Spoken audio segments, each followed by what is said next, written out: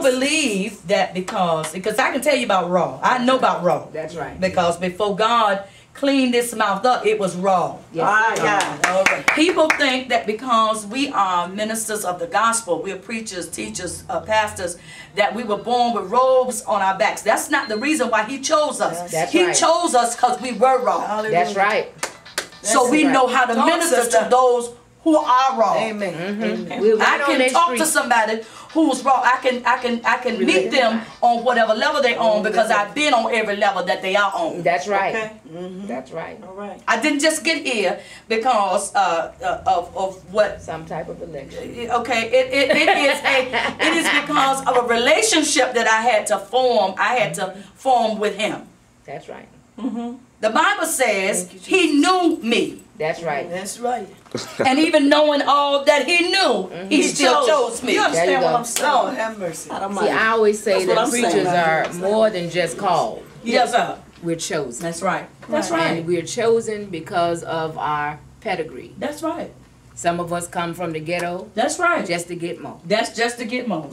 Some of us are able to handle people that other people will never be able to touch. Right, and that's why you cannot disparage anyone's ministry. That's right. You can't talk about anyone's ministry because they're reaching who they reach because God made it so that they could reach who they reach. That's right. And one other point. And it's just like in the Bible, you would have thought that Paul would have been the apostle to the Jews. Right. Yeah. Right. Because Paul was the learned one. That's right. He was the educated Peter one. would have gone to the other people. But God flipped that thing up. Yes, sir. Yes, sir. And said, okay, I'm going to send Paul to the Gentiles, and I'm sending Peter to the Jews. That's right. You understand? That's right. You know, he works it that way.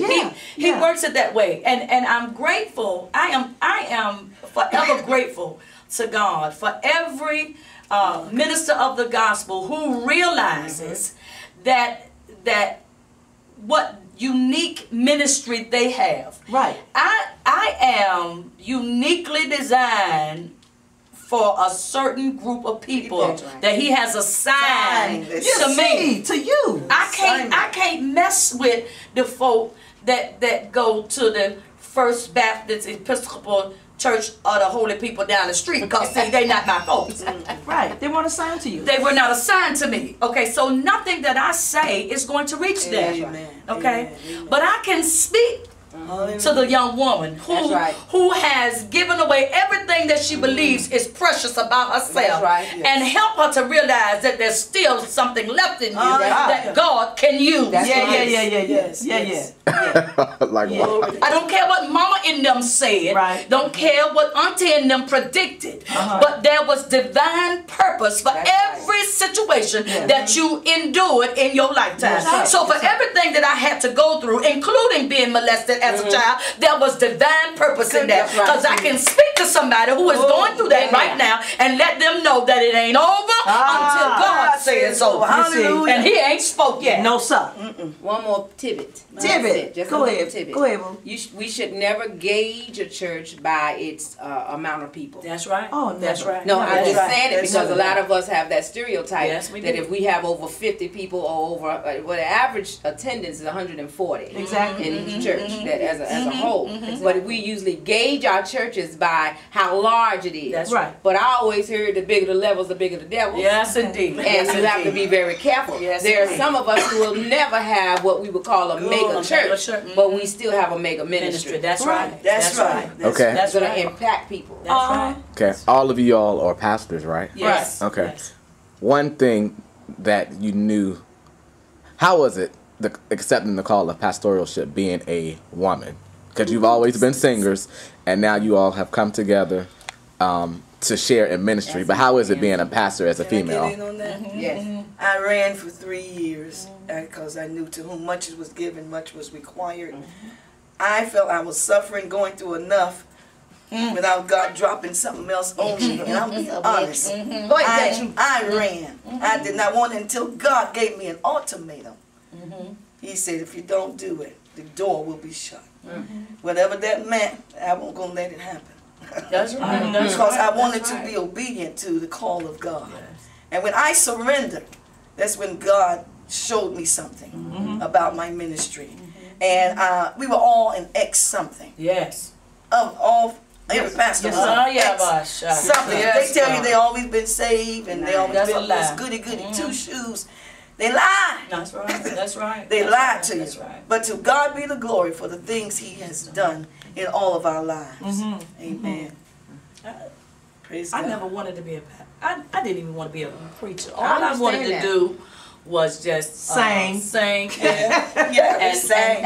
can I just be a little real with you? Just stop raising as much hell in the church as I knew how to raise. Okay, because I was fighting in the choir stand on Sunday morning.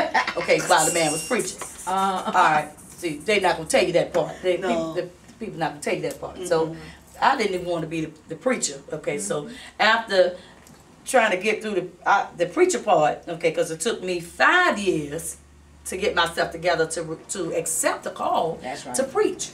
And then it took me another 3 years to get myself together when I was told, Pastor, I'm like, you is crazy, you on something. No, you're pastoring. No, that's not going to happen. Okay, and after having an encounter with God in the bedroom of one of my best friends, Elder Peggy Britt, I had an encounter with God. Praise God. And I'm not going to begin to share that with you because that's something that I'm going to leave that for the book to tell you that. I had an encounter with God, and God was saying to me, listen, daughter, all that you have endured was for a purpose. And it is because I have some daughters that are coming up behind you that need to know that I still have my hand. Yes. Yes. You. I just wanted to sing my way in heaven. Yes. But God said, no, that's not all that I called you to do. Right. So we have to understand that though we make plans for our lives, God has a divine plan before the foundation of the world was laid. That's right. A plan was put in motion. Yes. For each of our lives that brought us to this point. To this point right here. Isn't that something? That's right. What, you, me, you? Doesn't matter. I got 2 minutes. Okay, 2 minutes. Okay. I think maybe my call is the most unique because before I was called to the preaching ministry, it was a long time before I even believed. And under the teaching of my pastor, Pastor Joe Flores, I finally was able to be released in my mind about women preaching at all, much less pastoring. Yes. I had very good foundational teaching, but it stopped at a particular point, and you are a product of what's been taught to you, and so that's what happened. But we were in a series of Bible studies at Perfecting Saints Worship Center early in the church's life, and I just knew God was telling me, it's time. It's time for you to preach my word. It's time for you. Yes. And I went forth scared to death. Didn't tell my mama because my mama had been under the same teaching I had been under. She had to find out and ask me. Okay. And but all was well because she really appreciated the fact that I was really trying to do what God had told me to do. Yes. So that was my story. Answered the call. My mother told me on Effingham Street, coming out of Portsmouth, and we never really went to Portsmouth. She said, Jackie, you're going to have to get your own church because people don't like you. I had a fit. And I said, why is it you got to leave a church just because you don't disagree? You agree to disagree. And she said, mark my words, you're not going to be able to be in a church under somebody. And I had been under Pastor Andrew for almost 17 years at that point. And I said, I'm doing fine. I'm playing the piano. I ain't telling nobody what to do. And I don't want to lose my car. And my money. That's what I said. Then you got to pick people up. I even went from a Corvette to a Pinto. A Corvette to a Cadillac. And then I went back to 2 more Corvettes because I said I wasn't going to be worried to death with people. And then finally God spoke again and said, woe to the shepherd that scattered the flock. I said, you ain't talking to me. Because but you can't stop me from pastoring. I don't care how many people say that I am not. That's right. Because they're gauging it on how many. That's right. He's still God.